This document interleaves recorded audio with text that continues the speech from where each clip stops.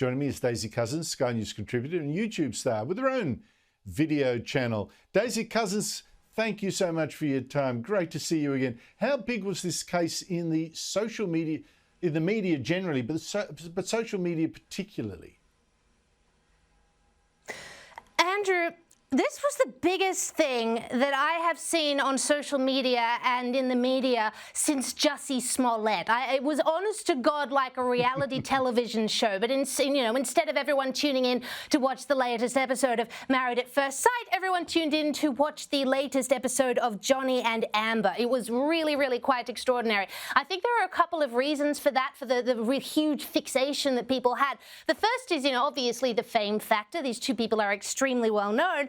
But beyond that, I think it's more to do with Johnny Depp and the fact that Johnny Depp is just so beloved by so many people. He's been around for such a long time. He's done so many classic roles. And on top of that, he's always had this air of kind of vulnerability about him and eccentricity. And of course, it's very, very well documented publicly that he has had terrible, terrible struggles with substance abuse. And so the thought of him being abused by anyone, I think sort of the public conscience just couldn't take it. And the other reason, of course, is that Amber Heard was just so unconvincing. I mean, if that's a word I can use, she was just so unconvincing. I mean, to say the least. I mean, for one instance that springs to mind in the trial is that she said that Kate Moss she'd heard a rumor that Kate Moss had been thrown down the stairs by Johnny Depp, but then of course they brought Kate Moss to the stand, and 3 minutes of testimony later she had said, actually, no, that didn't happen. I think people, compared to what Amber had alleged and what she'd written about Johnny, they were just shocked that she could be so apparently deceptive. They're just shocked and outraged. So there were a lot of contributing factors, but wow, it's been a roller coaster for the general public, that's for sure. Yes, and like you see, all right, a judgment of $20 million to a lot of people, that would sound unbelievable. I mean, how could he get 20 million Australian dollars from having bad things said about him? But his Hollywood career was absolutely wrecked by all these stories about what a terrible, wife-beating person he was. But now it seems that Amber Heard's career isn't going too well either now. Oh no, people hate her, Andrew. Like, the level of vitriol towards her on social media in particular is just pretty extraordinary. And it is certainly for all the reasons I just mentioned. Everyone loves Johnny. She was so terribly unconvincing. But there's a kind of cultural, political significance too. It seems to me she sort of represents the kind of extremism of the Me Too movement and the hashtag Believe All Women movement. I mean, in fact, hashtag Believe All Women has actually been trending all day in an ironic sense, with people saying that Amber is proof that no, you shouldn't actually throw out the presumption of innocence just because somebody is a man and has been accused by the woman of something. No, everyone deserves the presumption of innocence. And I think Amber, to a lot of people, both men and women, I mean, feminists will spin this as a men hating women hatred. No, it's not. It's women as well. Amber represents the scolding and the vitriol and the lecturing and the wild accusations and just the complete sheer degradation of men that we've seen from feminists and Me Too proponents over the last few years as the movement got more and more extreme. So, if Amber is, not only on an individual level, deceptive and unconvincing and abused a beloved public figure, it seems, but she represents something much greater. And I think people just feel vindicated about their concerns about the extremes of third and fourth wave feminism and the Me Too movement. It's a fascinating cultural point, certainly.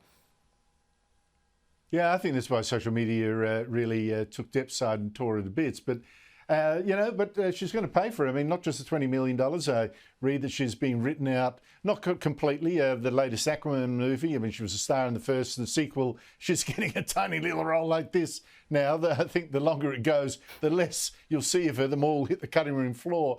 Now, to go back to your point, though, about the Me Too movement, she's saying, well, this case shows that women who speak out get humiliated. Violence against women isn't being taken seriously.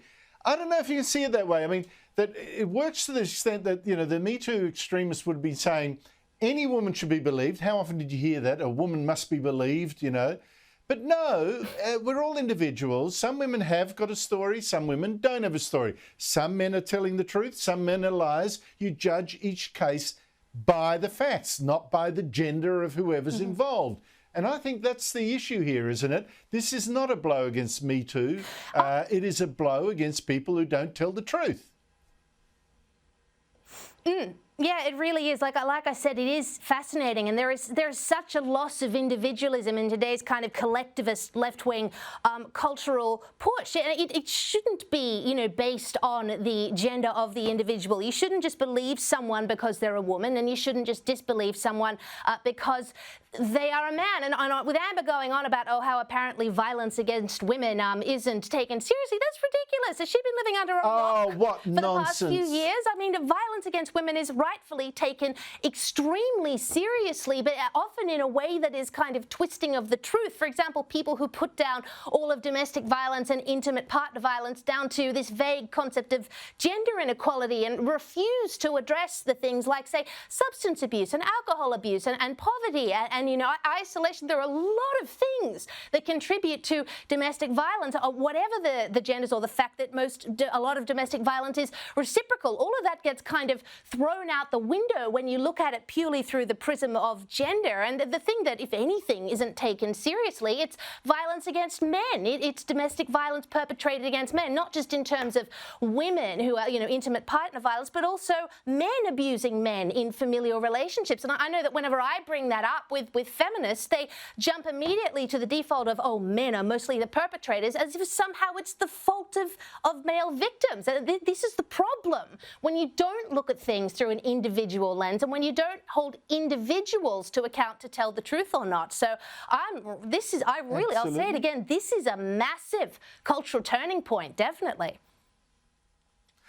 Look, I think that's absolutely true. And what actually puts the lie to that claim that this proves that women aren't taken, violence against women is taken seriously, is that the lies that were told about Johnny Depp were taken so seriously that he has no Hollywood career left, even though they're lies. There you go. Daisy Cousens, great to talk to you. Thank you so much for your time.